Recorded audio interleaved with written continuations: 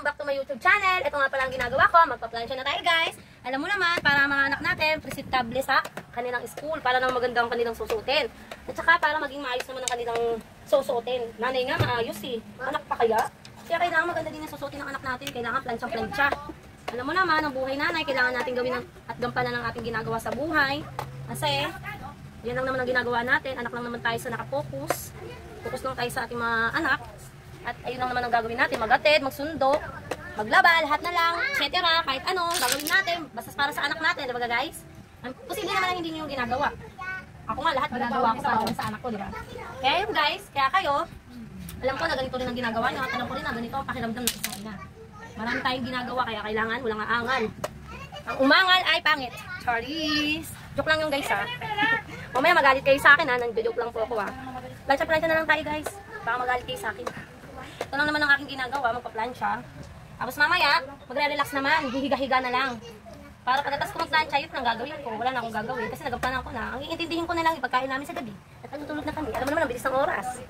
Wala man lang tayong pahinga dahil. Kaya yun ang dapat natin laging ginagawa sa ating buhay. Kaya yan, ito na. Mag-plansya na tayo para matapos na tayo, makapag-relax. Kasi hindi din ako makatulog. Po, kaya nagplansya na lang ako.